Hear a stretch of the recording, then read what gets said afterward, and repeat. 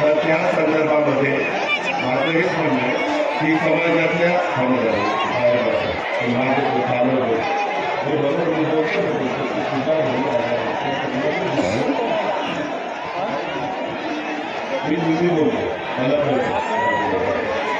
या संदर्भामध्ये मला एवढंच सगळ्यांना सांगायचं की आम्ही महिलांना साधारण 1500 रुपये त्या ठिकाणी दिलेले.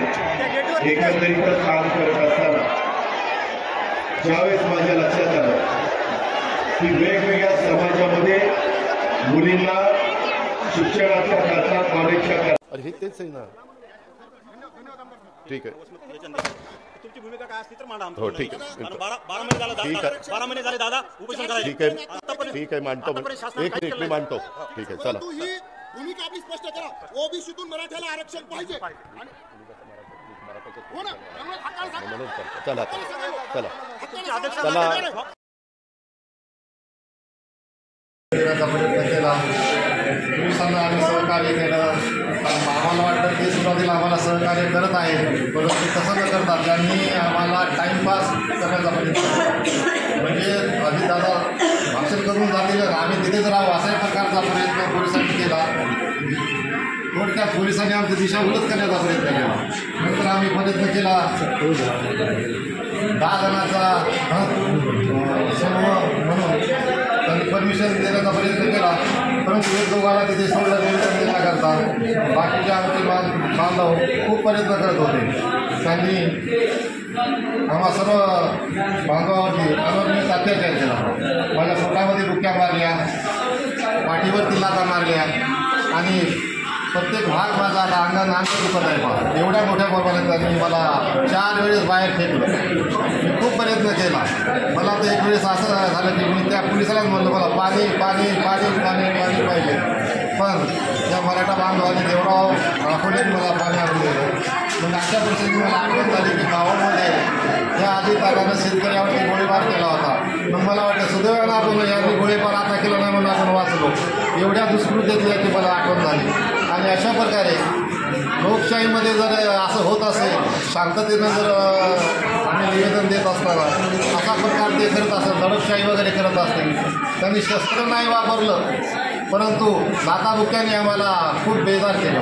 असं आहे की विद्यमान आमदार देखील मराठा समाजाची भूमिका मांडतात, त्यांनी काय काही नाही, त्यांनी दुरून पाहिलं. त्यांची माझी ओळख आहे, ते माझे विद्यार्थी आहेत, परंतु काय पुन्हा ठाऊक कसं बिघडलं.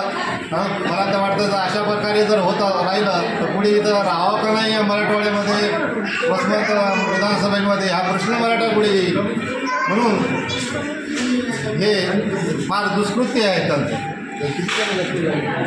आम्ही 10-12 जण जखमी झालेलो आहोत आणि जिकडे तिकडे आता परेशान आहे सगळेजण.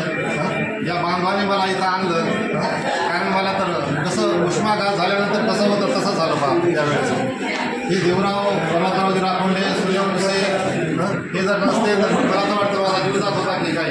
त्यांनी लवकर पाणी पोलिसांना खूप मला पाणी द्या पाणी द्या, त्यांनी मला मदत केली नाही.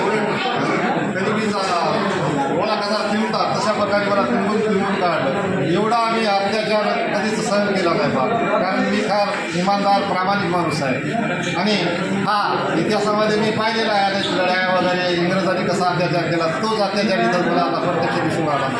बरं, आता येणाऱ्या विधानसभा निवडणुका आहेत आणि याच विधानसभेच्या अनुषंगानं आता मराठा समाजाचा विचार झाला आहे. विद्यमान आमदारांना मराठा समाजाच्या या रोषाला सामोरं जावं लागणार. नक्की जावं लागणार आहे. लाडकी बहिणांना तुम्ही लाडका भावांना लाडका जावयांना काय यांना, पण शेवटी लोक म्हणतात, मराठा समाज म्हणतो आम्ही मनोजदादा जरांगे पाटलांनाच मत देणार. हे ब्रीद वाक्य आहे. विद्यमान आमदारांनी सुद्धा मनोज जरांगे पाटील यांची भेट घेतली होती काही दिवसापूर्वी आणि असा अन्याय करणं, असं लाठीचार्ज. भेटी घेण्यामध्ये खूप फरक आहे साहेब. भेटीमध्ये फरक आहे. मग हे का म्हणत नाहीत प्रत्यक्षात मराठ्यांना ओबीसी म्हणून 50% आत आरक्षण द्या, फक्त म्हणतात मराठ्यांना आरक्षण द्या, मराठ्यांना आरक्षण द्या. जनसन्मान यात्रेदरम्यान वसमत येथे आज महाराष्ट्र राज्याचे उपमुख्यमंत्री अजितदादा पवार आले होते आणि त्यांच्या सभेमध्ये मराठा बांधवांवर